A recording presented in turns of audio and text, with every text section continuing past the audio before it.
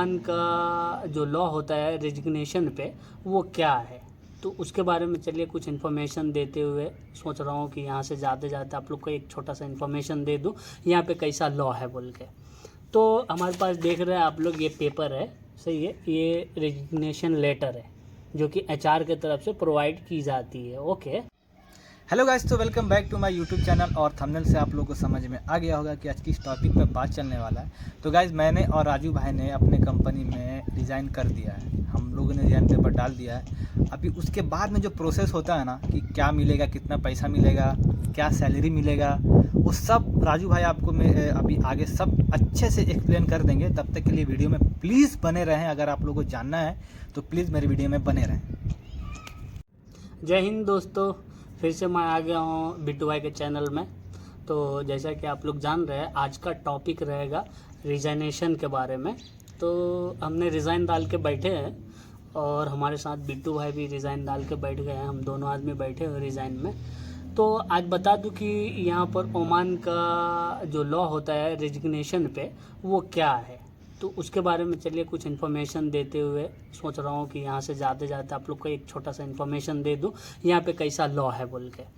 तो हमारे पास देख रहे हैं आप लोग, ये पेपर है, सही है, ये रेजिग्नेशन लेटर है जो कि एचआर के तरफ से प्रोवाइड की जाती है। ओके, तो यहाँ पे ऐसा है कि हमने जब रिज़ाइन दिए थे तो 3 मंथ बिफोर पहले पेपर देना पड़ता है, लिख करके एक लेटर आता है रेजिग्नेशन लेटर। उसमें आप साइन करके क्या इशू है वो आप दे सकते हैं आप अपने कंपनी में।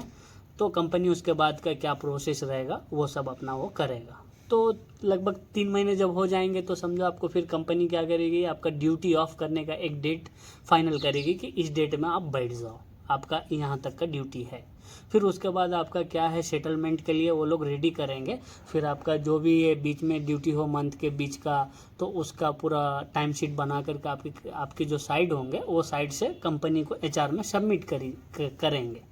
ओके, फिर उसके बाद कंपनी आपका क्या क्या प्रोसेस रहेगा वो सब बनाएगी। तो ऐसा है प्रोसेस में, जब ये लेटर आता है तो ये लेटर में हमें लिख के दिया जाता है कि हमारा क्या ग्रेजुएटी है, हमारा क्या बनेगा, सैलरी वैलरी टोटल कैलकुलेशन करके वो एक पेपर में लिख के दे देते हैं। तो जैसे कि बिट्टू भाई का सैलरी आ चुका है, एक पेपर इनको भी ऐसा ही मिला है जिसमें उनका तकरीबन 400 कुछ रियाल है, यहाँ का ओमानी, तो 400 रियाल है। वेल, तो उसके बाद मैं बताऊं कि ग्रेजुएटी में होता है क्या है कि आपका बेसिक क्या है वही मिलेगा। उसमें आपका टोटली जैसे कि ये फूड अलाउंस हो गया, बाद में टेक्निकल अलाउंस हो गया, ये सब कुछ नहीं मिलता है। तो ग्रेजुएटी में खाली बेसिक मिलता है। जैसे कि आपका सपोज मान लेता हूँ कि अगर 100 बेसिक है तो 100 के हिसाब से मिलेगा आपको। जैसे यहाँ पर का लॉ है कि आपको 3 साल तक 15 डेज का ऐसा सैलरी मिलेगा और चौथे साल से स्टार्ट हो जाता है 1 मंथ का फुल सैलरी मिलने का। तो अभी जैसे बिट्टू भाई यहाँ पे तो 2 साल रहे हैं, तो 2 साल में उनका 15 डेज यानी कि 1 मंथ का मिलेगा उनको ग्रेजुएटी। अब बाकी वो 2 साल रहे तो उनका 2 साल का लीव सैलरी हो गया। फिर बाद में ये प्रीवियस ये मंथ में जो काम किए हैं उनके भी सैलरी इनको मिलेगी। तो टोटल मिला करके इनके तो जो सैलरी आ रहे हो तो मैंने आपको बता ही दिया हूँ। तो यहाँ पर का जो लॉ होता है उसके हिसाब में हम लोग बात करते हैं आगे। तो यहाँ पर लॉ है कि कंपनी 1 महीने तक एक्स्ट्रा बैठा सकती है, उसके बाद उनको सेंड करना ही पड़ेगा। तो हम लोग तो ऐसे भी अभी 1 महीने नहीं 20 डेज समथिंग हो गया है बैठ के। तो अभी कंपनी भेजने वाली है, आजकल में हम लोग का भी सेटलमेंट आ जाएगी और टिकट भी आ जाएगी, तो फिर हम लोग भी निकल जाएंगे यहाँ से। और रह गया बात ये, यहाँ पर जो ओमानी लॉ होता है, तो बाकी का आपको इन्फॉर्मेशन कलेक्ट करना है तो गूगल पे जाएं और वहाँ से ओमानी लेबर लॉ आर्टिकल 37 से आप वहाँ से और भी इन्फॉर्मेशन निकाल सकते हैं। सही है, बाकी जो नॉर्मली क्या कंपनी प्रोवाइड करती है उसके बारे में मैं आपको सिर्फ शेयर कर रहा हूँ।